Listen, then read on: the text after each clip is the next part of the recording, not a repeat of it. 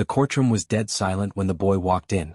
17 years old, 5'10", wearing a pressed white shirt his mother had ironed the night before. He didn't look frightened.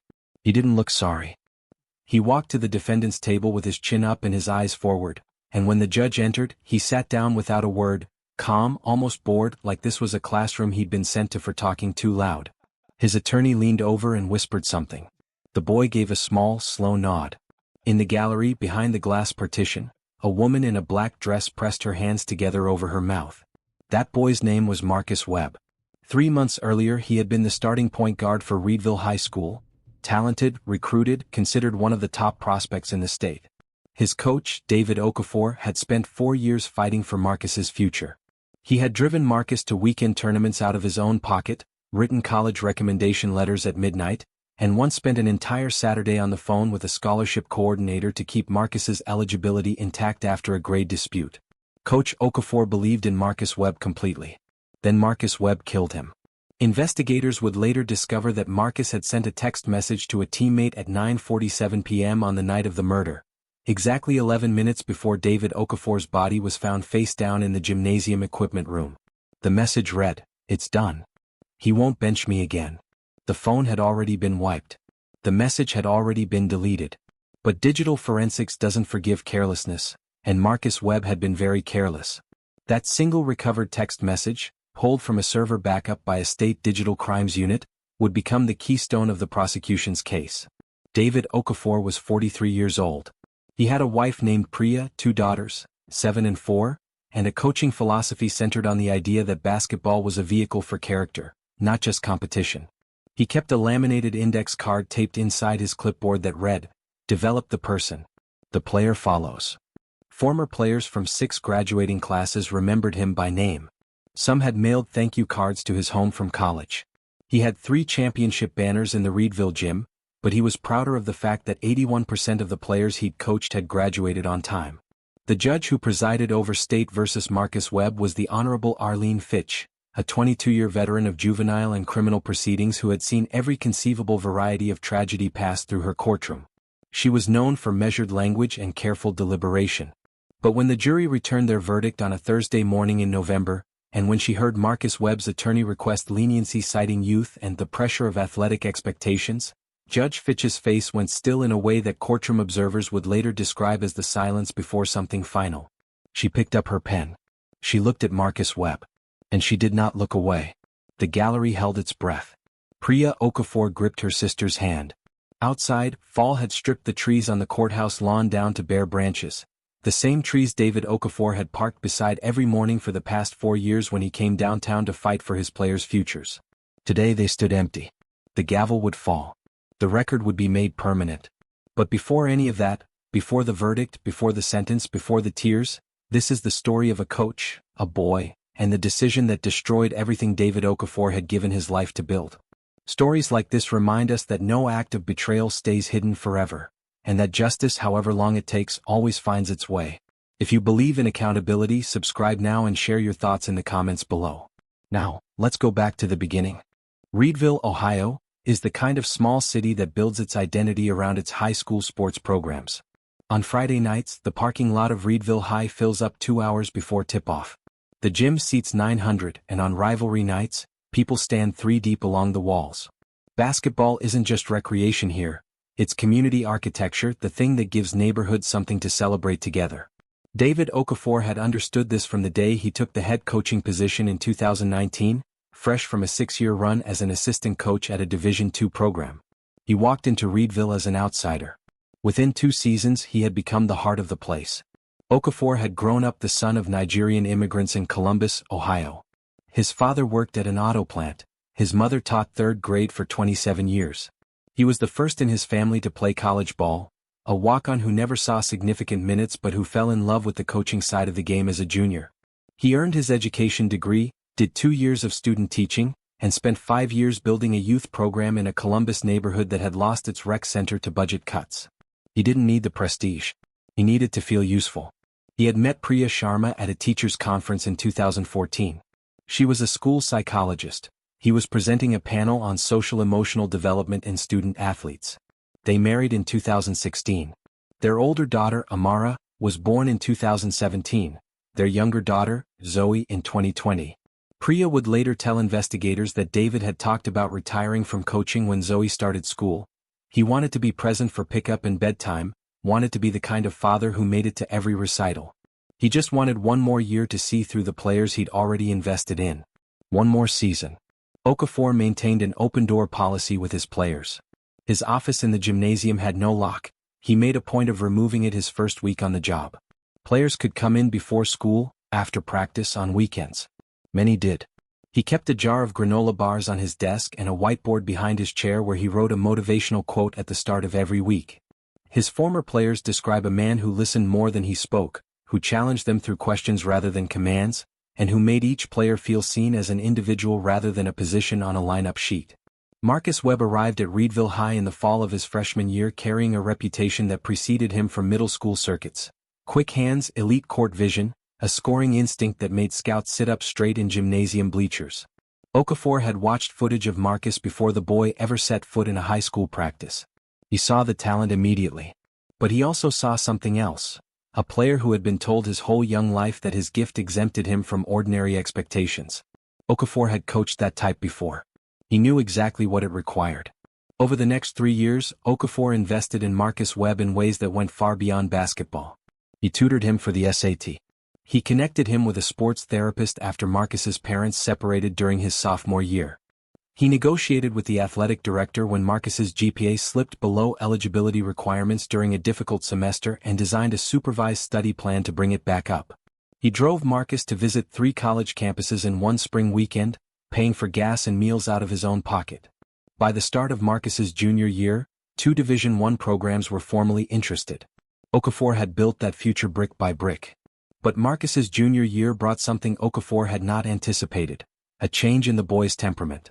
Subtle at first, an eye roll at a correction, a late arrival to film sessions, a dismissive shrug when a teammate's poor performance was analyzed. Then less subtle. By October, players were noticing a shift. Marcus wanted more plays designed around him. He resented being benched for a single quarter during a blowout win. He argued with Okafor in front of the team for the first time in 3 years. A quiet, controlled argument, the kind where the real danger is invisible. Okafor wrote a note in his coaching journal that night. The note read, "Marcus is changing. I'm not sure who's getting in his ear." Marcus Darius Webb was 17 years old at the time of David Okafor's murder. He had been born and raised in Reedville's East Side neighborhood, a part of the city that had seen better economic decades but still carried a stubborn community pride. His mother, Renee Webb, worked 2 jobs. A daytime shift as a medical records processor and evening hours at a supermarket pharmacy. His father, Terrence, had left the household when Marcus was 12, surfacing periodically but never reliably. Marcus had been, by all external measures, a product of a household that taught him he would need to fight for everything he got. Basketball became that fight. It became the only language through which he felt powerful. The shift in identity. By the time Marcus was 15, basketball had stopped being something he loved and started being something he owned. The distinction matters. Players who love the game remain teachable because the game is bigger than they are. Players who own the game become threatened by anything that challenges their primacy within it. A better recruit, a tactical adjustment, a coach's decision they don't like. Former teammates told investigators that Marcus had started keeping a running mental ledger of every slight he perceived, every benching, every critique, every moment when his name wasn't called first. He didn't express it loudly. He stored it quietly. A school counselor who had brief contact with Marcus during his sophomore year would later note, with the precision of professional language, that he displayed a rigid sense of entitlement masked by surface-level cooperation. The entourage effect. In Marcus's junior year, a new influence emerged. A group of older boys from the East Side neighborhood who had known Marcus since childhood but who now repositioned themselves as his informal advisors. They told him the college programs were going to exploit him. They told him Okafor was getting credit for Marcus's talent. They told him the bench time was disrespect, deliberate disrespect, from a coach who needed to keep his star player afraid in order to maintain control. Marcus absorbed all of it. It confirmed the narrative he had already been building inside his own head. What had been a low-grade friction between player and coach began to calcify into something harder. The benching incident. The specific incident that prosecutors would argue lit the fuse occurred 6 weeks before David Okafor's death, during a home game against a regional rival. Marcus had missed 2 defensive assignments in the first quarter and argued visibly with an official in a way that drew a technical foul. Okafor pulled him from the game and held him out for the entire second quarter. Reedville won by 11 points. In the locker room afterward, Okafor addressed the team and then asked Marcus to stay behind. The conversation lasted 8 minutes. Teammates waiting in the hallway heard raised voices, mostly Marcus's. One player told police, "Coach was calm. Marcus was not." Marcus kept saying, "This is my career." Like Coach was ruining it.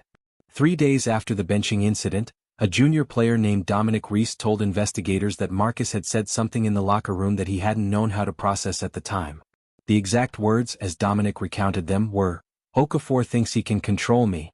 He has no idea what I'm capable of." Dominic said the tone was flat and certain, not the kind of thing someone says in anger and walks back from. He hadn't reported it because, as he told investigators, he thought it was just venting. He thought Marcus was blowing off steam. The possibility that it was a statement of intent had not occurred to him. It would occur to him very clearly later. Marcus's double life. What made Marcus Webb's psychology particularly difficult to assess was its surface convincingness. He was polite to adults, articulate in interviews, and strategic about when to perform cooperation. Teachers described him as respectful in class. His mother described him as her protector at home. Even Okafor had said, in recorded conversations with the athletic director, that Marcus has moments of real self-awareness and that he believed the friction between them was temporary. Marcus had learned early to show people the version of himself they needed to see. The version he hid, coiled, calculating, resentful, was visible only to those who had earned his full trust, or who were watching very carefully. In the 2 weeks before the murder, Marcus's behavior shifted again, this time in the opposite direction. He became cooperative. He apologized to Okafor after practice one afternoon in a gesture that the coach described to his wife that evening as, finally, a breakthrough. He attended film sessions without complaint. He stopped challenging play calls. He was, by all appearances, turning a corner. Priya Okafor would later testify that her husband came home that week genuinely hopeful, that he believed his investment in Marcus might still yield the outcome he'd worked so hard toward. He was planning to write a new recommendation letter. He was scheduled to call a university program the following Monday. He never made that call. October 14th. The Reedville High Gymnasium. 9:58 p.m. The school had been officially closed for 3 hours. The last car in the faculty parking lot had left at 6:45 p.m., a custodian doing a routine lock-up sweep. But the gymnasium had a secondary entrance through the equipment room corridor, accessible via a key code that Okafor had shared with 3 players for early morning weight sessions. Marcus Webb knew the code. He had used it dozens of times. On this night, he used it one final time, and he arrived before David Okafor, who had texted a colleague at 9:30 saying he was running behind and would be at the gym in 20 minutes. What Okafor was doing there. The reason David Okafor was at the gym that night was, in terrible retrospect, entirely characteristic of who he was. He had arranged to meet with a university scout over the phone, a call he needed to take somewhere quiet, away from his daughters. He had also planned to review game footage on the gymnasium system and prepare a formal scouting report that he intended to forward to 2 Division I programs on Marcus Webb's behalf. He was, in other words, at that school late at night working to secure Marcus's future. The equipment room was where he kept his laptop charger. He went there first. Discovery. A security camera positioned at the exterior of the parking lot captured a vehicle, later identified as a 2018 Chevrolet Malibu registered to Renee Webb, arriving at 9:44 p.m. and parking at the far edge of the lot, away from the standard lighting. The camera inside the main gym corridor, which Reedville High had installed the previous year after a vandalism incident, captured a figure in a dark hoodie moving through the hall at 9:46 p.m. The figure's face was not visible. The walk was later described by a forensic gait analyst as consistent with the known movement patterns of Marcus Webb. At 9:58 p.m., a second camera in the adjacent hallway recorded what audio processing would later identify as a struggle. Furniture impacts, a single sharp sound and then silence. The body. David Okafor was discovered at 10:23 p.m. by Reedville's overnight facilities supervisor, who had returned to retrieve a personal item. He found the equipment room door ajar, the light on, and Okafor face down on the concrete floor between 2 storage racks. The cause of death, established at autopsy, was blunt force trauma to the posterior skull, consistent with impact from a handheld weight plate that was found 6 feet away, partially cleaned but retaining trace biological material. The cleaning attempt had been hasty. The weight plate still held a partial palm print. It also held something the perpetrator had clearly not anticipated: a fiber from the dark hoodie seen on the corridor camera. Sensory detail/scene atmosphere. First responders described the equipment room as carrying the smell of rubber matting, stale sweat, and the faint metallic odor that emergency personnel learned to recognize before they process its meaning. The overhead fluorescent light flickered on a faulty ballast. David Okafor's phone was on the floor near his right hand, its screen cracked, the call log showing a missed call from Priya at 9:52 p.m., the moment she had called to ask if he wanted her to leave dinner warm for him. His clipboard was on the equipment shelf directly above where he fell. The index card was still there. Develop the person. The player follows. First responder accounts. Sergeant Donna Hale of the Reedville Police Department was the first officer on scene. She had been called at 10:27 p.m. and arrived at 10:34 p.m. In her incident report, she noted that the equipment room showed signs of a contained altercation.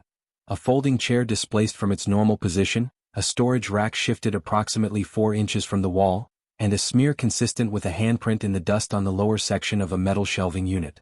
She noted that the entry to the equipment room bore no sign of forced entry. Whoever had come in through the corridor had either been let in or had the code. Sergeant Hale's report concluded with 2 words in the observation field: targeted attack. The text message.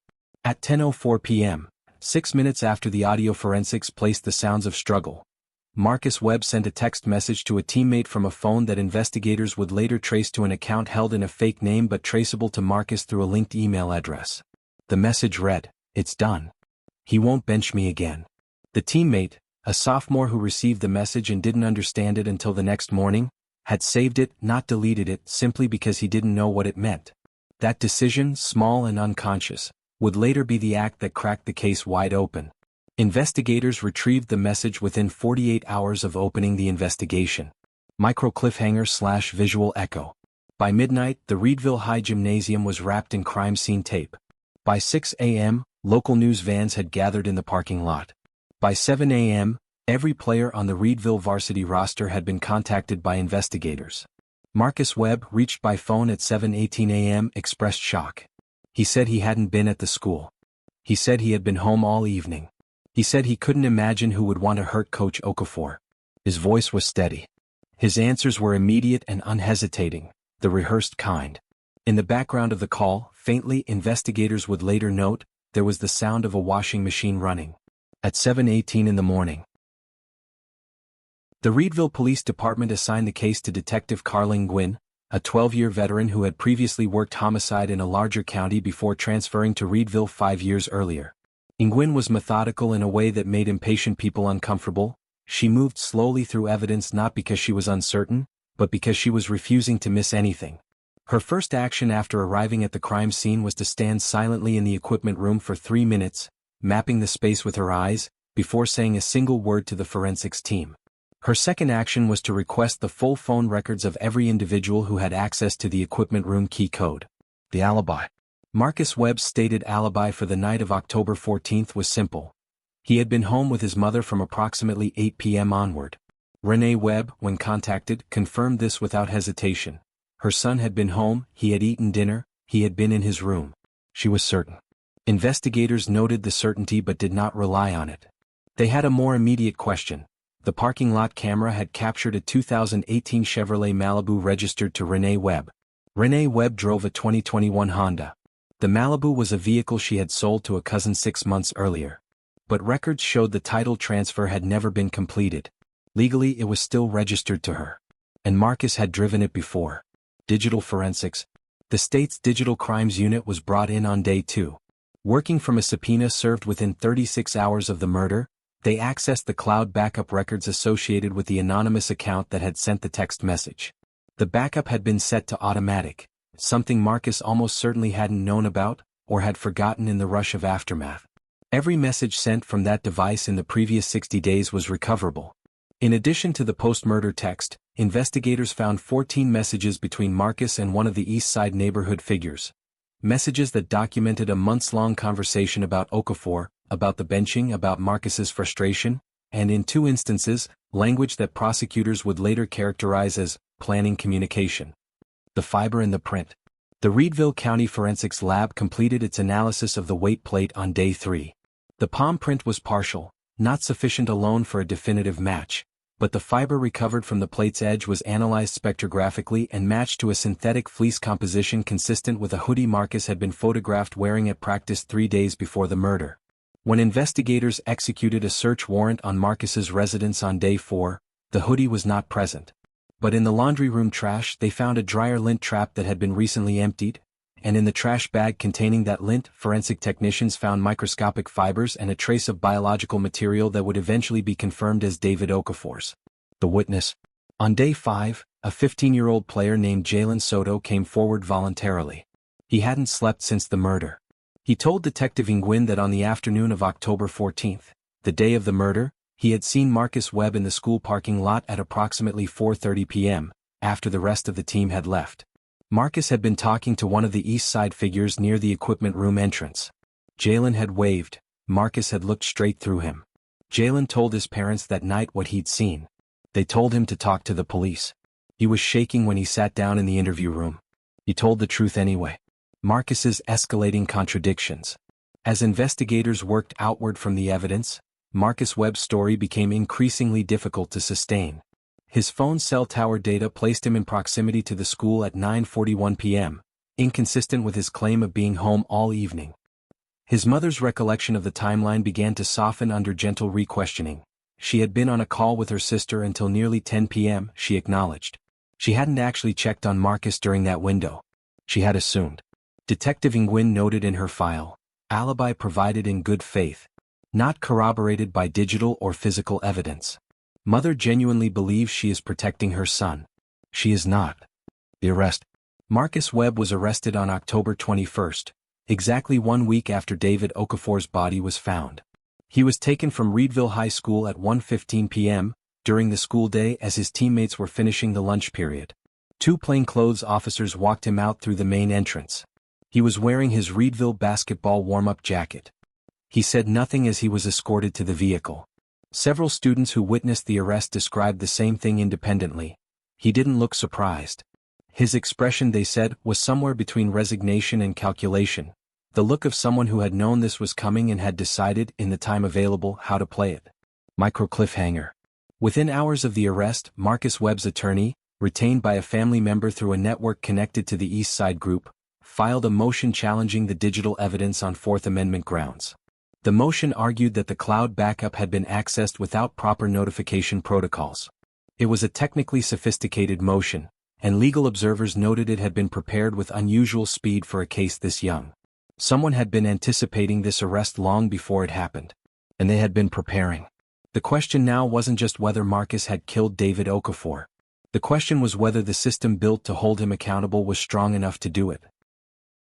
The decision to charge Marcus Webb as an adult was made by Reedville County Prosecutor Elena Kovacs after a series of internal consultations that lasted 4 days. It was not a simple decision. Marcus was 17, just barely below the threshold at which adult charging is automatic under Ohio law. Kovacs had to file a motion with the juvenile court requesting a transfer to adult jurisdiction, a process that required demonstrating that the case met specific criteria: severity of offense, criminal sophistication, and likelihood of rehabilitation through juvenile channels. Kovacs was methodical and unsentimental in her assessment. She had reviewed the evidence, the planning communications, the attempted concealment. She filed the motion on October 28. The transfer hearing. The transfer hearing was held on November 4, before juvenile court judge Marcus Ellery. Both sides presented arguments. The defense argued that Marcus's age, his lack of prior criminal record, and the developmental context of adolescent decision-making warranted juvenile disposition. They brought in a child psychologist who testified about the neurological immaturity of the teenage brain in high-stress social environments. Prosecutor Kovacs responded with the text message, the prior communications, the physical cleanup of evidence, and the false alibi provided to investigators within hours of the crime. She argued with precision that each of those actions required not impulsive adolescent rage but deliberate adult cognition. The judge's finding. Judge Ellery issued his transfer order on November 10. In his written finding, he cited the premeditated nature of the conduct as evidenced by planning communications, deliberate evidence concealment, and the calculated provision of a false alibi, which indicate a level of criminal sophistication inconsistent with the juvenile system's rehabilitative framework. The order transferred Marcus Webb to adult court effective immediately.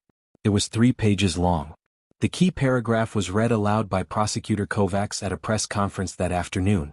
By evening, it had been shared widely on social media, with particular attention to the judge's phrase, inconsistent with the rehabilitative framework, language that signaled, to those who understood it, the gravity of what now awaited Marcus Webb. Priya Okafor's response.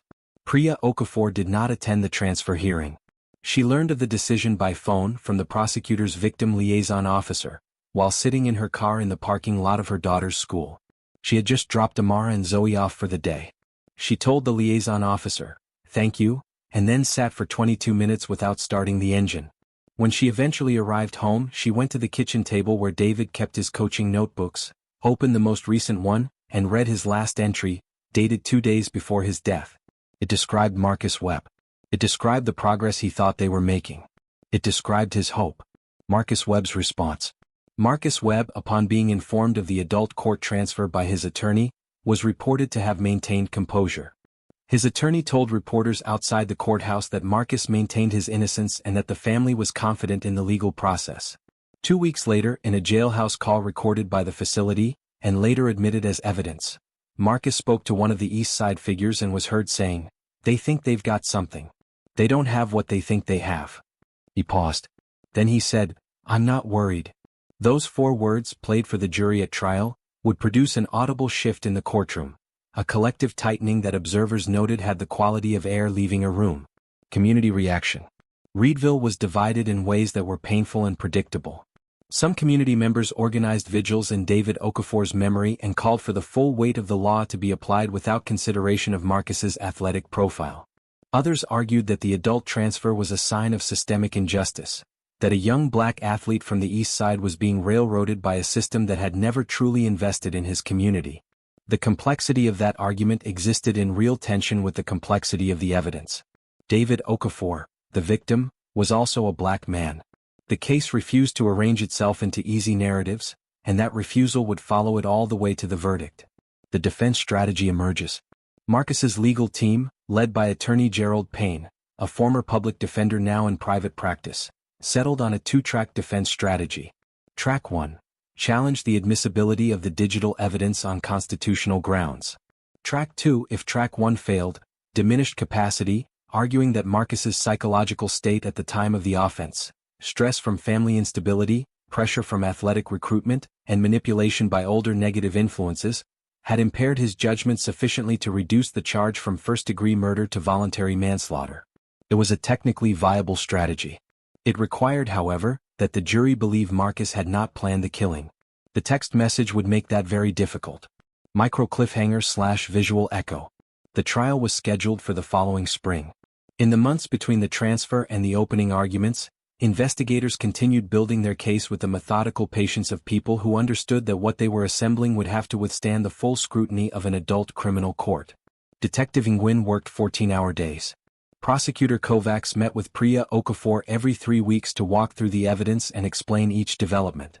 Priya asked the same question at the end of every meeting. She asked it quietly and without drama, the way someone asks a question they've been holding for a long time. Will they see who he really is? Kovacs paused before answering. Yes, she said. That's what we're building toward. Prosecutor Elena Kovacs had been trying felony cases for 16 years, and she had developed a principle about complex evidence. Never lead with complexity. Jurors are human beings before they are triers of fact, and human beings respond first to story, then to detail. She structured the prosecution's case around a simple, devastating sequence. The coach gave everything, the player took everything, and the record proves it. Every piece of evidence, the forensic material, the digital records, the witness testimony, was organized to support that 3-part structure. She rehearsed her opening statement 11 times. By the 12th run-through she was satisfied with every word. Forensic evidence assembly. The forensic case was presented through 4 expert witnesses. First, the trace evidence specialist, Dr. Meredith Chow, who testified about the fiber recovered from the weight plate and its match to the hoodie composition visible in photographs of Marcus at practice. Second, the digital forensic specialist, Agent Robert Saul of the State Crimes Unit, who walked the jury through the cloud backup system, the recovered messages, and the cell tower data placing Marcus's phone near the school at 9:41 p.m. Third, the forensic pathologist, Dr. Calvin Wright, who testified about the nature and direction of the blunt force injuries, consistent, he stated carefully, with a right-handed blow delivered from behind to a victim who had turned partially away. Marcus Webb is right-handed. The text message in full. The prosecution's handling of the text message, "It's done. He won't bench me again," was deliberate and unhurried. Prosecutor Kovacs projected it on the courtroom screen in large, clean text. She read it aloud once. Then she asked Agent Saul to confirm the timestamp, 10:04 p.m. She asked him to confirm the time the audio forensics had placed the sounds of struggle, 9:58 p.m. She asked him to confirm the time Okafor's phone recorded the missed call from Priya, 9:52 p.m. She presented those three timestamps in sequence with long pauses between each and then said, 6 minutes after the struggle ends, the defendant tells a friend, "It is done." She let that sit. Several jurors looked down. Witness testimony chain. The prosecution called 11 witnesses in total. Jalen Soto described seeing Marcus at the school with the East Side figure on the afternoon of the murder. Teammate Dominic Reese recounted the locker room statement. "He has no idea what I'm capable of," with careful, reluctant precision. The facility supervisor who discovered the body described the scene with a flatness born of shock that had never fully resolved into ordinary speech. Priya Okafor testified about the missed call, about the dinner left warm on the stove, about the coaching notebook entry. She did not cry on the stand. She answered every question with the contained steadiness of a woman who had decided that grief was not going to defeat her in this room. The jailhouse recording. The jailhouse call was played in 2 segments. In the first, Marcus and the East Side figure discussed the evidence in language carefully chosen to avoid explicit admission, but the subtext was unmistakable to a jury that had already heard the text message and the witness testimony. In the second, shorter segment, Marcus said something that defense attorney Payne had attempted, unsuccessfully, to have suppressed. "The coach thought I needed him. He never understood what I actually needed was for him to get out of my way." Judge Fitch had ruled the recording admissible. When it played in the courtroom, Marcus Webb stared at the table in front of him. He did not look at the jury. He had been composed through most of the trial. He was not composed for those 40 seconds. Defense cross-examination. Defense attorney Payne's cross-examination strategy focused on the gaps and contingencies in the forensic evidence. He pushed Dr. Chow on the limitations of fiber analysis. The match was compositional, not individual, and millions of garments were made from similar materials. He challenged Agent Saul on the cloud backup procedures, probing for any moment in the chain of custody where the evidence could be questioned. He made legitimate legal points with professional precision. But he could not explain the text message. Every time Payne built momentum, Prosecutor Kovacs's redirect brought the jury back to those 12 words on the screen. 12 words sent 6 minutes after the struggle ended. 12 words from a device linked to Marcus Webb through 3 independent points of digital tracing. Marcus declines to testify. On the 5th day of trial, Gerald Payne announced that the defense would not be calling Marcus Webb to testify. It was a legal right. Defendants cannot be compelled to take the stand, but in a case this emotionally charged, the jury noticed. Several jurors later described, in post-verdict interviews, the specific quality of Marcus's silence throughout the trial. The way he sat, the way he occasionally made notes on a legal pad in careful, deliberate handwriting, the fact that he never looked at Priya Okafor when she testified. One juror said, "He looked like someone who had already decided how this was going to go. Like he was watching from somewhere outside it." Prosecution closing/visual echo. Prosecutor Kovacs's closing argument lasted 1 hour and 12 minutes. She ended it by walking to the prosecution's evidence table and picking up a laminated index card that had been recovered from David Okafor's coaching clipboard. She held it up so the jury could read it. Then she read it aloud, "Develop the person. The player follows." She set it down carefully. She said, "David Okafor spent 4 years developing Marcus Webb. He believed in that work. He believed in that boy. On October 14th, that boy used the access and trust David Okafor had given him to end that man's life. The evidence has shown you what happened. Now you decide what it means." She sat down. The courtroom was completely still. Gerald Payne was 51 years old, a former public defender who had built his private practice on the premise that the state too often asks juries to convict before fully seeing the person on trial. He was not arguing that Marcus Webb was innocent of all wrongdoing. He had long since abandoned that position in his internal assessment of the case. What he was arguing, with genuine legal and moral seriousness, was that the state's charge of first-degree murder required premeditation and deliberation that could not be established beyond a reasonable doubt when the defendant was a 17-year-old operating under a specific constellation of pressures. It was an argument worth making. He made it as powerfully as the evidence allowed. The neurological defense. Payne's expert witness, Dr. Sandra Kessler, a clinical neuropsychologist from Cleveland, testified about adolescent brain development with calm academic authority. She explained that the prefrontal cortex, the seat of long-range planning, impulse regulation and consequence evaluation, does not complete development until the mid-20s.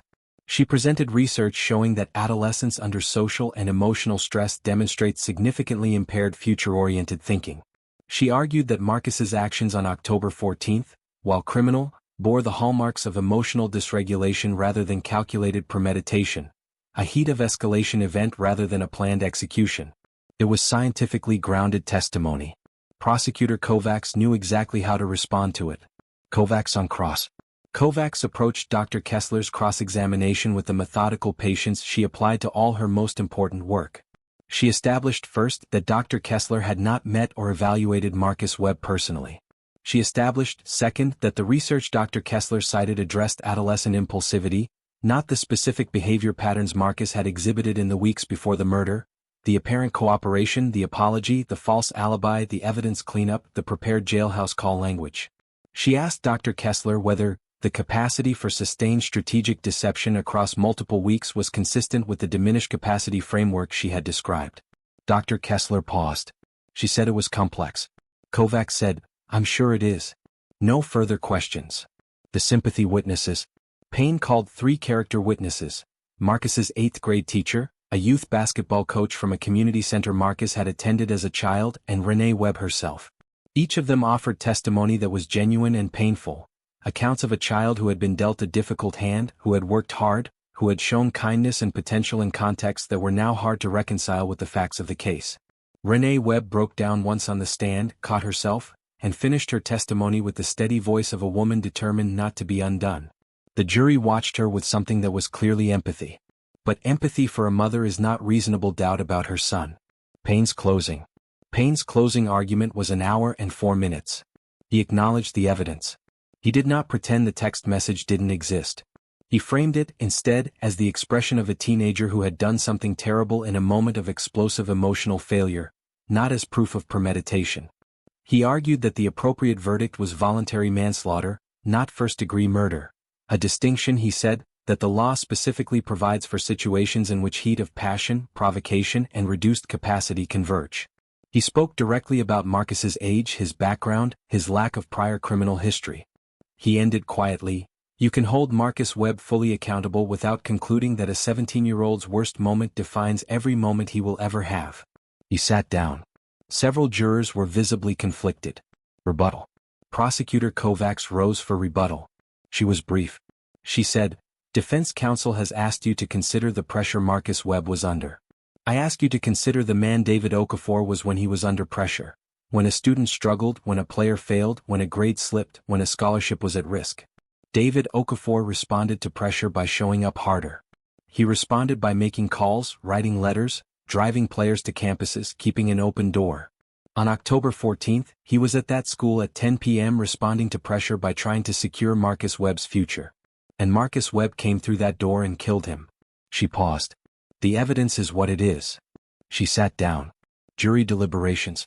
The jury deliberated for 9 hours across 2 days. They asked twice to review the text message evidence. They asked once to hear the jailhouse recording replayed. They asked for the definition of premeditation under Ohio law and read it 3 times according to the foreperson's later account. They were, by all reports, a serious jury, careful, attentive, and resistant to rushing. On the afternoon of the second day, the foreperson sent a note to Judge Fitch: "We have reached a verdict." In the courtroom, Priya Okafor was notified by her victim liaison officer. She arrived with her sister before Marcus Webb was brought in. She sat in the front row of the gallery and folded her hands and waited. The verdict/micro cliffhanger. The foreperson stood. The courtroom was absolutely silent. The kind of silence that has weight and texture, that presses against the chest. She read the verdict form. Guilty. Count 1, murder in the first degree. Guilty.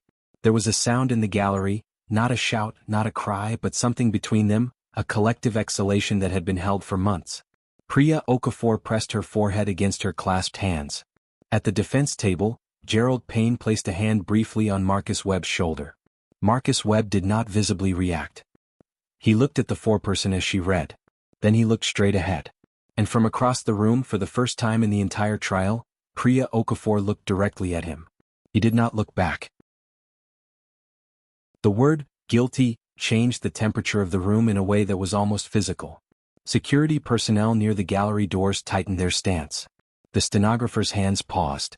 Judge Fitch, who had presided over this proceeding for 3 weeks without visible emotion, held the courtroom in silence for a full 4 seconds before she moved. Defense attorney Payne began whispering to Marcus with professional urgency. Prosecutor Kovacs made a brief, controlled notation in her legal pad. And Marcus Webb, 17 years old, in the pressed white shirt, in the polished shoes his mother had laid out for him, sat very still, and his expression, for the first time since this ordeal had begun, seemed to arrive at the thing it had been carefully avoiding: consequence. Priya's moment. Priya Okafor did not cry when the verdict was read. Those who watched her closely saw her eyes close for exactly 3 seconds after the word, guilty, reached her. 3 seconds, as if she was saying something internal, private, unreachable from the outside. Then she opened her eyes. She looked at her sister beside her. Her sister was crying. Priya put her arm around her sister's shoulders and held her. She was the one comforting. Later, outside the courthouse, when a reporter asked her how she felt, she said, "I feel like the jury saw my husband. That's what I needed. I needed someone official to see who he was and to say that it mattered." She paused. It mattered. Renee Webb's anguish. On the opposite side of the gallery, Renee Webb heard the same word and experienced it entirely differently. She had told herself, in the 6 months between arrest and verdict, that the evidence was circumstantial enough to create doubt, that her son's age and character would be enough, that the jury would see what she saw when she looked at him. When the word came, she collapsed forward, caught by the woman next to her. She made a sound that courtroom observers described as inhuman in its rawness, the sound of a mother's belief being destroyed in a single syllable. She was escorted from the courtroom before the formalities concluded. Her grief was real and total. And it coexisted, without resolution, with the grief of David Okafor's family. The players react. News of the verdict reached Reedville High School within minutes. Several of Marcus's former teammates were in the building when it came through. They had been notified by a mutual group chat. Dominic Reese, who had testified about Marcus's locker room statement, sat down in the hallway outside his third-period class and didn't move for several minutes. Jalen Soto, who had come forward voluntarily, told a friend afterward that he felt something he didn't have a word for. Relief, maybe, but heavier than that. The school held a brief all-staff notification period. The basketball gym remained closed for the rest of the day, by informal understanding rather than official order. No one wanted to go in there. Prosecutor Kovacs' statement. Prosecutor Kovacs held a brief press availability on the courthouse steps following the verdict.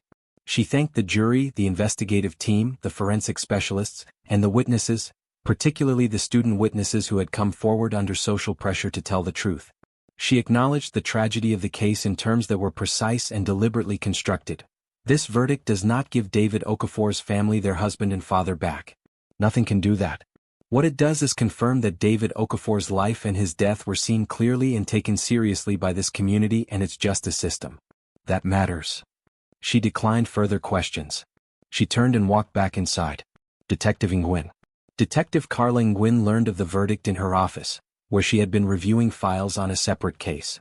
Her reaction, as described later by a colleague who was present, was a long exhale, a moment of stillness, and then a return to work. She told the colleague, "The right thing happened today. That's all I wanted." She had spent 9 months on this case. She had driven to the school parking lot in the early morning before anyone else was there, and stood in the space where the Malibu had parked, and tried to understand the geometry of what had been planned. She had thought about David Okafor most mornings when she arrived at her desk. She allowed herself the exhale. Then she closed the file. Marcus is remanded. Following the verdict, Judge Fitch remanded Marcus Webb to custody pending sentencing and ordered a pre-sentencing investigation report to be prepared by the county probation department. She set the sentencing hearing for 30 days out. As Marcus was escorted from the courtroom by custody officers, he passed within feet of the prosecution table. Prosecutor Kovacs did not look up. She was still writing in her legal pad. Marcus was led through the side door, through the hallway, and into the holding area adjacent to the courthouse. The door closed behind him.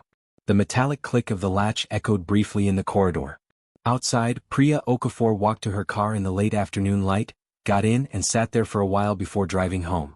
Micro cliffhanger/visual echo. The sentencing hearing was scheduled for December 14th, exactly 2 months after David Okafor's murder.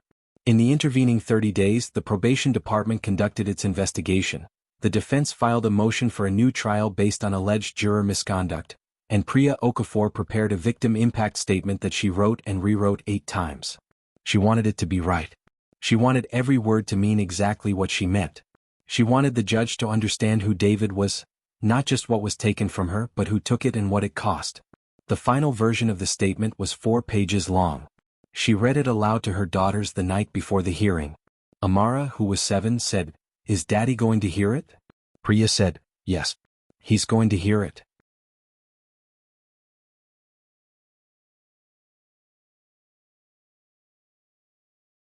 The 30 days between conviction and sentencing are a particular kind of time, suspended, unresolved, heavy with what has been established and what has not yet been decided. For Priya Okafor, those 30 days were defined by 2 things: caring for her daughters through a holiday season that had lost its architecture, and preparing the 4 pages she would read in front of the man who had killed her husband. She did both with the same characteristic composure that had carried her through the investigation, the trial, the verdict. But those who were close to her saw the edges of it. She lost weight. She stopped sleeping past 4 in the morning. She cleaned the house obsessively at hours when she should have been resting. The coaching notebooks. In those 30 days, Priya spent significant time with David's coaching notebooks, 12 of them, spiral-bound, dating from his first year at Reedville. She had known they existed, had seen them on his shelf, had occasionally glanced at an open page. But she had never read them in sequence. She did now. What she found was a record of a man thinking out loud about his purpose. Concerns about players, celebrations of progress, frustration with institutional constraints, deep investment in individual stories. Marcus Webb appeared in the notebooks frequently, more than any other player. The entries were warm, engaged, and toward the end, carefully watchful. The last entry about Marcus, 3 days before the murder, read, "I think we've turned a corner. I hope I'm right. Amara and Zoe." David Okafor's daughters were 7 and 4 years old. Zoe was young enough that the full meaning of permanence was still beyond her. She understood that Daddy wasn't there, but her understanding of never coming back required periodic reconfrontation as it sank deeper. Amara was old enough to understand and to feel the size of it. She had started drawing pictures of her father regularly, always in his coaching jacket, always with the clipboard. Priya kept every one. A school counselor who worked with Amara in the weeks following the murder said she was coping through remarkable emotional intelligence for her age, but that she asked the same question periodically, always quietly: "Did he know we loved him?" Priya told her yes. David had known absolutely. Every day of his life. The statement's first draft. Priya's first draft of the victim impact statement was 11 pages long. It documented David's childhood, their meeting, their marriage, their daughters, his coaching philosophy, his aspirations, and every dimension of what the family had lost. She read it and recognized immediately that it was everything she needed to say for herself but not everything the court needed to hear. The purpose of a victim impact statement is not catharsis alone. It is communication, to the judge, to the record, and to the defendant. She rewrote it. The second draft was 7 pages. The third was 5. The fourth was 4. Each reduction was painful in the way that distillation is always painful. Not because the removed material was less true but because it was what the statement became. The final statement had 4 sections. The first described David, his character, his daily habits, the way he said goodbye to his daughters every morning, the specific texture of a life that no longer existed. The second described the family's loss in concrete terms. The empty chair at dinner, Zoe's confusion, Amara's questions, the grief counseling, the financial reality of a single income with 2 young children. The third addressed the justice system directly, thanking it without sentimentality and affirming the importance of the verdict. The fourth and final section addressed Marcus Webb. Priya did not use his name. She said, "I want the person who took my husband's life to understand that what he took was not just a man. He took a father in the middle of fathering. He took a coach who believed in him more than he believed in himself. I do not think that is forgivable. I do not forgive it." The defense's new motion. In the same 30-day window, defense attorney Payne filed his motion for a new trial, alleging that one juror had conducted independent research during deliberations, a violation of the court's instructions. Judge Fitch reviewed the allegation and ordered an evidentiary hearing. The juror in question, when interviewed by the court, acknowledged looking up a general definition of premeditation on a smartphone, not trial-specific research but a dictionary reference. Judge Fitch found this insufficient to justify a new trial. She denied the motion on December 10, 4 days before sentencing. Payne filed notice of appeal. The motion, the allegation, and the denial were all part of a pattern, a defense team using every available legal mechanism to delay the inevitable. The pre-sentencing report. The County Probation Department's pre-sentencing investigation report, submitted to Judge Fitch on December 8, ran to 63 pages. It included Marcus's family background, educational history, mental health assessments, risk scoring, and interviews with family members, teachers, and former coaches. Its summary section described Marcus as presenting a high-risk profile with significant narcissistic personality features, limited capacity for empathy as demonstrated through clinical assessment, and insufficient acknowledgement of the nature and impact of the offense. The mental health assessor noted that when Marcus was asked how the crime had affected David Okafor's family, he paused for 11 seconds and then said, "I didn't really think about that." He was not lying. That was the most frightening part. Eve of sentencing/visual echo. The night before the sentencing hearing, Priya Okafor sat at the kitchen table with her statement in front of her and read it one final time. She had taken her wedding ring off during the trial. Too many cameras, too much exposure of private things. She put it back on that night. She thought about the index card in David's clipboard. She thought about the open door to his office that he never locked. She thought about him sitting across from a phone in a quiet school gymnasium, working late to protect a future for the boy who was going to kill him in 20 minutes. She thought about all of it. Then she put the statement in a folder, turned off the kitchen light, and went to check on her daughters. In 12 hours she would stand up in a room with Marcus Webb and say the things that needed saying. She was ready. December 14th arrived cold and gray over Reedville. The courthouse opened at 8 a.m. By 8:30 the gallery was already filling. This was the moment the community had been waiting for since October. Not the verdict, which had established facts, but the sentence, which would establish meaning. The presence of a camera crew from a regional news station added a formal quality to the gathering. Priya Okafor arrived at 9:15 with her sister and her victim liaison officer. She wore the same black dress she had worn to her husband's funeral. She sat in the first row of the gallery and did not look around the room. She had seen everything she needed to see in this space. She was here for one reason only. Marcus is brought in. Marcus Webb was brought into the courtroom at 9:42 a.m., escorted by 2 custody officers. He had been held in the county facility since conviction. He was wearing civilian clothes, khaki pants, a dark blue collared shirt. Someone had arranged that. He looked thinner than he had at trial, and his posture, which had been rigorously controlled throughout the proceedings, showed the first signs of something looser. Not quite defeat, but a diminishment. He was led to the defense table. He sat down. He looked at his attorney. He did not look at the gallery. He did not look at Priya Okafor, who sat 12 feet behind and to the right of him, looking at him. Judge Fitch enters. Judge Arlene Fitch took the bench at 9:58 a.m. The courtroom rose. She sat. The courtroom sat. She arranged her papers. She looked at the room, not a sweeping glance but a deliberate survey, the kind of look that accounts for everything it touches. She had spent 22 years in this work. She had sentenced juveniles, first offenders, recidivists, and every category between. She had sentenced people for crimes of poverty and crimes of calculation and crimes of passion and crimes that defied all available categorization. She had never allowed a sentencing to become theater. Today would be no different. She asked for order. Order was present. She began. The prosecutor speaks. Prosecutor Kovacs addressed the court first. She asked for the maximum sentence permitted under Ohio law for first-degree murder, life in prison without the possibility of parole. She acknowledged that this was a severe sentence for a 17-year-old and stated that she did not make the request lightly. She argued that the severity was proportionate to the nature of the crime. A premeditated killing carried out against a person who was actively working at the moment of his death to protect the killer's future. She said the word premeditated twice. Both times Judge Fitch made a note. Kovacs concluded, "The victim's family has prepared a statement. We ask the court to hear it before proceeding." Priya reads. Priya Okafor stood at the podium with her 4-page statement. The room was entirely still. She had practiced reading it aloud enough times that her voice didn't break at any of the places she had expected it to. The description of Zoe's confusion, the account of Amara's drawings. She moved through the statement with the controlled precision of someone who has decided that words are the only power available to them and intends to use that power completely. When she reached the final section, the part addressed to Marcus Webb, she did not look at the page. She had memorized it. She turned and looked directly at him across the courtroom. He was looking at the table. She said the words to the back of his head and to the room and to whatever remained of David Okafor in that space. Defense's appeal for leniency. Gerald Payne addressed the court for the defense. He reiterated the neurological arguments, the developmental framework, Marcus's background and circumstances. He pointed to the pre-sentencing reports finding that Marcus had shown some indication, during psychological evaluation, of beginning to understand the magnitude of what he had done.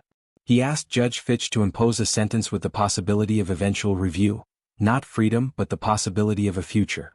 He spoke about the research on juvenile rehabilitation, about the documented capacity of adolescent offenders to change, about the cruelty of foreclosing all possibility at 17. He made his argument well. Judge Fitch listened with the complete attention of someone who had already thought through every word of it. Marcus is given a chance to speak. Under Ohio law, the defendant has the right to make a statement at sentencing, the allocution. Judge Fitch asked Marcus Webb if he wished to do so. There was a pause. Payne leaned close. Marcus stood. He looked at the judge. He said, "I know what I did was wrong. I know people were hurt. I'm sorry for the pain the Okafor family has experienced." He sat down. 11 words of apology. No acknowledgement of having made a choice. No acknowledgement of David Okafor by name. No acknowledgement of Priya or the children. The gallery was utterly silent in a way that had nothing to do with respect. Priya Okafor looked at her hands. The moment before / visual echo. Judge Fitch made a final notation. She set down her pen. She looked at Marcus Webb for a long moment, the look of someone measuring the distance between what a person could have been and what they had chosen to become. The courtroom held its breath. The radiators along the walls ticked softly in the winter silence. Outside, through the tall courthouse windows, the bare trees stood stripped of everything that had once grown on them. The gavel waited. Judge Arlene Fitch spoke in the measured, deliberate cadence of someone who understood that every word would be transcribed, reviewed, appealed, and remembered. She did not rush. She did not perform. She began with a statement of the conviction. Marcus Darius Webb, having been found guilty by a jury of his peers on the charge of murder in the first degree, under the laws of the state of Ohio, was before her for sentencing. She acknowledged the pre-sentencing investigation report, the arguments of both parties, the defense's neurological evidence, and the victim impact statement of Priya Okafor, which she described as among the most clear-eyed and courageous statements this court has heard in proceedings of this nature. The court addresses the crime. Judge Fitch addressed the nature of the crime directly and without mitigation. She described it as an act of premeditated violence carried out against a person who had invested materially, emotionally, and professionally in the defendant's future. She noted that the planning communications recovered from digital records demonstrated a period of deliberation that could not be squared with the defense's argument of adolescent emotional dysregulation. She said, "This court has considered the research on adolescent neurodevelopment and takes it seriously. The research does not, however, explain away the record of deliberate planning that preceded this crime. Development is not determinism. A 17-year-old can plan a killing. This one did." On Marcus's statement, Judge Fitch addressed Marcus Webb's allocution directly. She noted that he had spoken 11 words. She noted what those words had not included: David Okafor's name, any acknowledgement of the specific nature of the crime, any recognition of the ongoing harm to the Okafor family's daily lives, or any indication of having grappled with the moral dimension of what he had done. She said, "This court does not require remorse as a condition of just sentencing." But the content of the defendant's statement, taken alongside the pre-sentencing report's clinical findings, indicates that the defendant has not yet arrived at the place of moral reckoning that the possibility of rehabilitation requires. That matters to this court's determination. The sentencing standard. Judge Fitch articulated the legal standard she was applying, the sentencing framework under Ohio Revised Code for Aggravated Murder, as applied to a defendant convicted in adult court following juvenile transfer. She noted that while Ohio provides for sentencing review mechanisms for juveniles transferred to adult court, a provision established by the Supreme Court's holdings in Miller v. Alabama and related decisions. The standard under which such review may be sought requires, among other things, demonstrated rehabilitation and moral accountability. She stated that the sentence she was imposing was consistent with those legal frameworks and with the specific facts of this case. The sentence.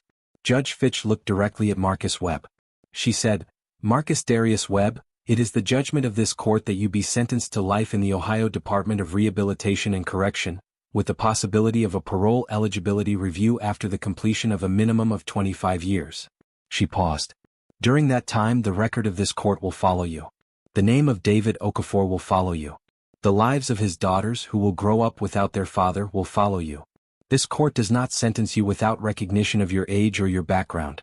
It sentences you in full recognition of what you chose to do, knowing the cost, and then chose to deny." She picked up the gavel. She held it. She set it down. The sentence was imposed. The gavel sounds. The gavel fell. The sound was not dramatic. It was the ordinary sound a wooden instrument makes when it contacts a wooden block, a clean, definitive knock. But in the silence of that courtroom, it arrived like something much larger. Several people in the gallery exhaled simultaneously. One woman near the back pressed her face into her hands. Priya Okafor looked straight ahead. She had been looking straight ahead since she sat down. She continued to look straight ahead now. Her hands were still in her lap. Her expression had arrived at something that was not happiness and not grief but a third thing entirely, the expression of a person who has waited for something that was right and has finally seen it happen. Marcus's reaction. Marcus Webb received the sentence without visible collapse. He remained seated. He stared at the table in front of him. His attorney placed a hand on his shoulder briefly. Marcus did not respond to it. After a moment, he turned his head and looked toward the gallery for the first time in the entire sentencing proceeding. He scanned the row where his mother would normally have sat. Renee Webb had not been able to attend. She had been too ill, too devastated, too broken by the preceding months to sit in that room one more time. The row was empty. Marcus looked at it for 3 seconds. Then he was escorted by the custody officers from the courtroom through the side door. The door closed. The courtroom began to breathe again. Visual echo/transition.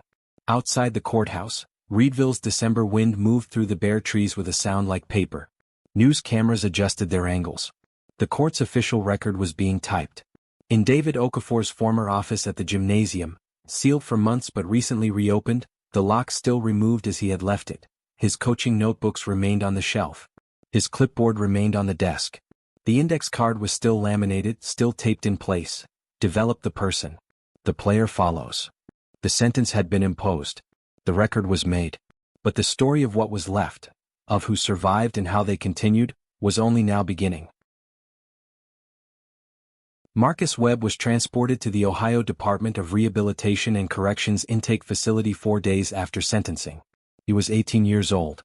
He would be 43, the same age David Okafor had been when he died, before he was eligible for a parole review hearing.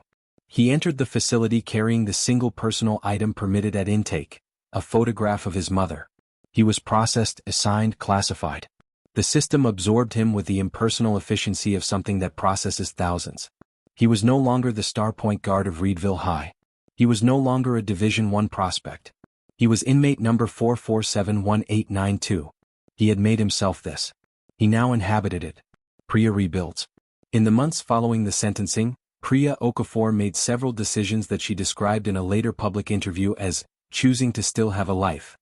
She returned to full-time work as a school psychologist, negotiating her schedule so that she could pick up Amara and Zoe from school herself every afternoon. She established the David Okafor Foundation, a small nonprofit that provides scholarship support for student athletes from underserved communities who demonstrate both athletic and academic commitment. She did not launch it with fanfare. She filed the paperwork quietly, established a small advisory board of David's former colleagues, and opened it to applications in the spring following his death. The first scholarship was awarded in June to a young woman from Reedville's East Side neighborhood. The players of Reedville's 2023 varsity roster navigated the aftermath each in their own way. Jalen Soto, who had come forward voluntarily, transferred to a different school at the end of the year. The social pressure from some community members who viewed his testimony as a betrayal had become untenable. He enrolled at a school across the county line, where he went on to earn a starting position and eventually an athletic scholarship. Dominic Reese stayed at Reedville, became team captain in his senior year, and delivered a speech at his graduation in which he thanked David Okafor by name. The basketball gym was quietly rededicated in Okafor's honor in a small ceremony the following September. Renee Webb. Renee Webb lived the aftermath in a dimension of grief all her own. She had done nothing wrong. She had worked 2 jobs and tried to raise her son and believed in him with every available part of herself. She visited him at the facility when she could, which required a 2-hour drive and navigating a visitation system that was not designed for ease. She told a social worker who connected with her through a support organization for families of incarcerated individuals that the hardest thing was not the loss of Marcus's future. It was the knowledge that David Okafor's family was also suffering, that there were 2 kinds of grief in this story and she was responsible for one of them. She said, "I raised a child who did this. I have to carry that. I will carry it every day." The coaches who followed. Reedville High eventually hired a new head coach, a young woman named Teresa Garfield, who had come up through the assistant coaching ranks and who had known Okafor through professional circles. She kept the index card. She found it on the desk during her first week in the office and left it exactly where it was. She didn't add anything to it. She didn't frame it differently. She just left it taped to the clipboard, laminated, fading slightly at the edges. She told the team about it at the beginning of her first season. She told them who had written it and what had happened to him. She told them that the sentence on that card was the reason this office would always have an open door. It was a promise and a memory at once. The forensic team. Detective Carling Gwynn was promoted to sergeant within 18 months of the case's conclusion. Agent Robert Saul received a commendation from the state's Digital Crimes Unit for his work on the evidence recovery. Dr. Meredith Chow published a paper the following year on fiber trace analysis methodology that cited the Okafor case, anonymized, as an example of successful trace evidence application under challenging conditions. The professional network that had built the case continued. Each person carried a piece of the story: the smell of the equipment room, the sound of the gavel, the image of Priya Okafor reading 4 pages to the back of the head of the man who had made her a widow. What Marcus didn't understand. There is a specific tragedy embedded in this case that resists easy resolution. Marcus Webb killed the one person who was genuinely fighting for his future. Every college program that had been interested, they withdrew within weeks of the arrest. Every scholarship opportunity, gone. The coaching networks, the scouts, the pathway that David Okafor had built brick by brick, making calls and writing letters and driving to campuses and arguing with administrators, Marcus dismantled it in a single night. He had told Dominic Reese that Okafor didn't understand what he needed. The opposite was true. Okafor understood exactly what Marcus needed. Marcus Webb had been incapable of understanding what that meant. Micro cliffhanger / visual echo. The parole review hearing, if it ever occurred, would be 25 years away. Marcus Webb would be 42 years old. He would have spent more years inside the correction system than he had spent outside it. The court's record would be waiting for him. David Okafor's name would be waiting for him. In the meantime, the world that Okafor had made, the scholarships, the open door, the index card, the foundation, the rededicated gym, continued without him, in the way that the work of good people continues. Quietly, slowly building what violence tried to destroy. The gavel had fallen. The sentence had been made. But in Reedville, every autumn when the gym filled up again and the lights came on and a new group of teenagers ran the court, something that Marcus Webb had not been able to kill was still alive. There is a kind of influence that can only be measured years later, when the recipients are old enough to understand what was given to them. David Okafor coached basketball for 7 years at Reedville High. In that time, 81% of his players graduated on time. 11 received college scholarships, athletic, academic, or combined. 3 went on to coaching themselves. Dozens more carry forward, in their daily lives as fathers and workers and community members, habits of thought and conduct that can be traced, if you know where to look, to a Tuesday night film session or a Saturday morning conversation with a man who kept granola bars on his desk and his door off its lock. The Foundation's work. In its first 2 years of operation, the David Okafor Foundation awarded 7 scholarships totaling $43,000 to student athletes who met criteria David had articulated in his coaching notebooks, demonstrating academic effort proportionate to academic circumstance, showing capacity for leadership within a team context, and displaying, in the judgment of teachers and coaches, a genuine orientation toward other people's success. That last criterion was Priya's addition. She had taken it from a phrase David had written about a player he coached in his second year, a player who, he noted, seemed to find as much joy in his teammates' growth as his own. Priya recognized it as essentially David's description of himself. Amara at 8. By the time the foundation held its second annual scholarship ceremony, Amara Okafor was 8 years old. She attended with her mother, wearing a dress she had selected herself. When the scholarship recipient, a 16-year-old girl from Reedville's East Side who played 2 sports and maintained a 3.7 GPA while working weekends at a grocery store, accepted the award and read a brief statement thanking the Okafor family, Amara leaned over to her mother and whispered something. Priya later told a friend what Amara had whispered, "Is that something Daddy would have liked?" Priya told her yes. Absolutely yes. Amara nodded, satisfied, and settled back in her chair with the composure of a child who has decided something important. The locker room motif. In the rededicated gymnasium at Reedville High, someone, Coach Garfield, or perhaps a student who had known Okafor, or perhaps a custodian who remembered, placed a small framed photograph outside the equipment room door. It showed David Okafor in his coaching jacket, laughing at something off camera, clipboard in hand. Beneath it, in a simple frame, was a single line, Coach Okafor, 1980 to 2023. He saw who we could be. Players passed it every practice. It became ordinary in the way that important things become ordinary, present, unremarkable, and then suddenly visible in a moment when you need it most. Several players, over the years following, described looking at that photograph before games that mattered. The systemic reflection. The Okafor case prompted a quiet but genuine conversation among coaching communities and youth sports organizations about mentor-athlete dynamics, the psychology of entitlement in recruited players, and the institutional supports that might catch the warning signs earlier. Several regional athletic associations added to their coach training programs a module on recognizing parasocial dependency and coercive influence among recruited athletes, the kind of influence the Eastside Group had exercised over Marcus Webb. None of these conversations restored David Okafor. But they were undertaken in a spirit that he would have recognized, that the goal is always to develop the person, and that development requires systems that see individuals clearly. What Marcus became. Reports from the corrections facility, in the years following Marcus Webb's incarceration, were not uniformly negative. He completed his GED within 2 years. He enrolled in a cognitive restructuring program offered by the facility and was described by program facilitators as an engaged participant, though he continues to demonstrate challenges with genuine accountability for the harm he caused. He worked in the facility's library. He read.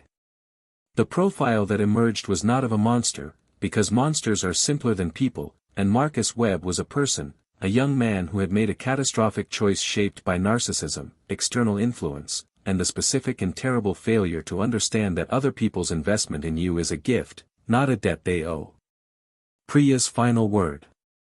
In the year following the sentencing, Priya Okafor gave a single public interview, to a local journalist who had covered the trial with fairness and precision. When asked what she wanted people to take from the story, she paused for a long time. Then she said, "I want people to see David. Not the case. Not the crime. David. Because if all anyone remembers is what was taken, then the taking wins." And David worked his entire life against the idea of anything taking from people who couldn't afford the loss. She paused again.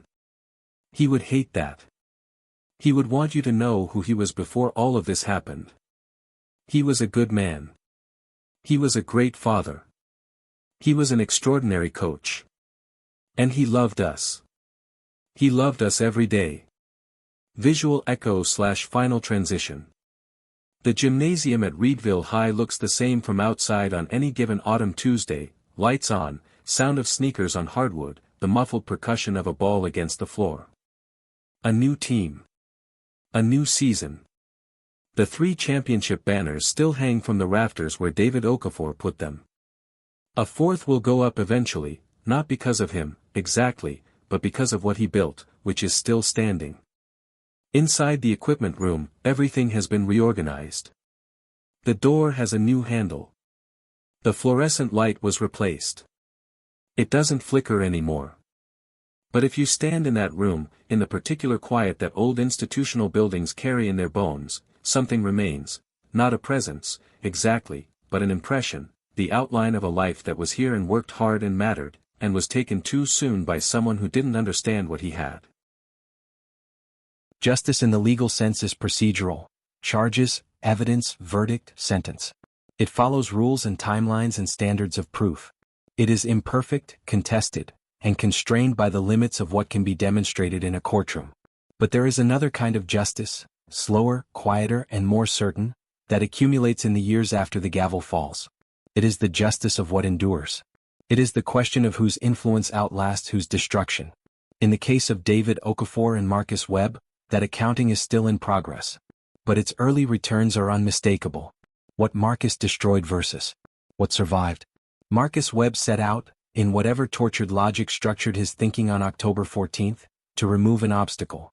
He removed a man. What he could not remove was the foundation the man had laid. The scholarship recipients, the former players in colleges and workplaces across Ohio, the coaching philosophy preserved in 12 spiral-bound notebooks, the daughters growing up in a household shaped by a man who had believed completely in the project of other people's futures. None of that was destroyed. Violence can end a life, cannot end a legacy. And David Okafor had been, in the specific way of people who do quiet, essential work in communities that need them, a legacy builder for as long as he had been anything else. The sentence as moral statement. Judge Fitch's sentence, life with parole eligibility after 25 years, was not simply a legal determination. It was a moral statement made on behalf of a community, inscribed into the official record of a state, and attached permanently to the name of Marcus Webb. It said, what you did was seen, was measured, was found to be the product of choice and planning and the specific cruelty of turning a gift into a weapon. It said, David Okafor's life had value that the law recognized and protected, even after it could not protect him. It said, the decision you made will define the next 25 years of your life, just as it has already defined the rest of his family's. That is not symmetrical justice. There is no symmetrical justice for murder. But it is the closest the system can come. The motif revisited. He thought he'd never be caught.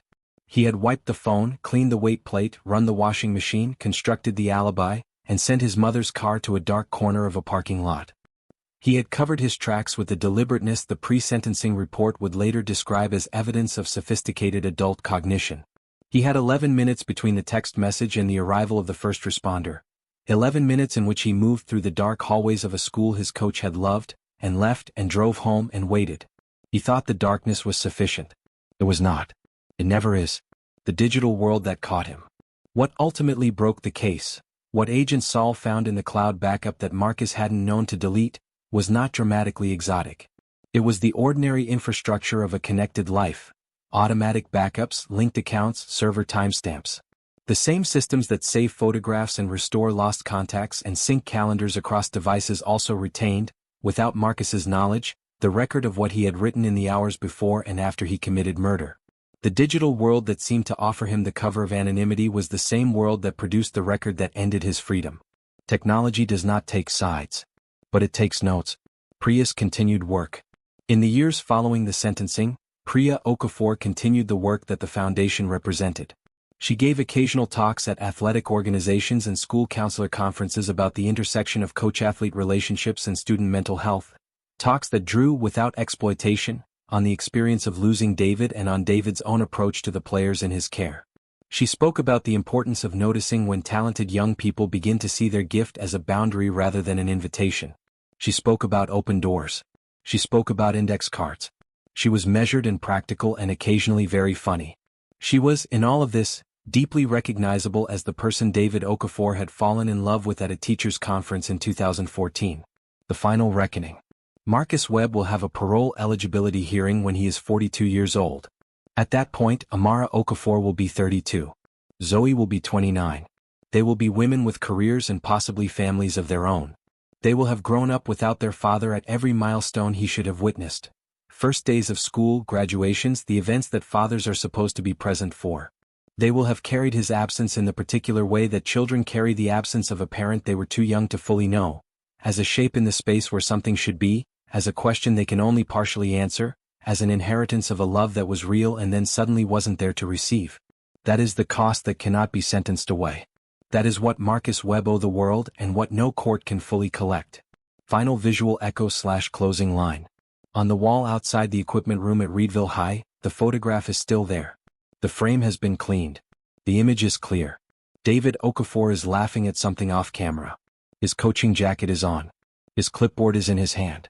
The index card is inside it, though you can't see it in the photograph. Develop the person. The player follows. Somewhere in Ohio, 25 years are counting down. In Reedville, every autumn the gym fills up again. The lights come on. The ball moves across the floor. The work continues. The gavel fell. The sentence stands. And in the specific, undefeatable way of people who gave everything they had to the project of someone else's future, David Okafor is still, impossibly, present. If you believe justice was served, make sure others see this story. Share it and subscribe for more true accountability coverage.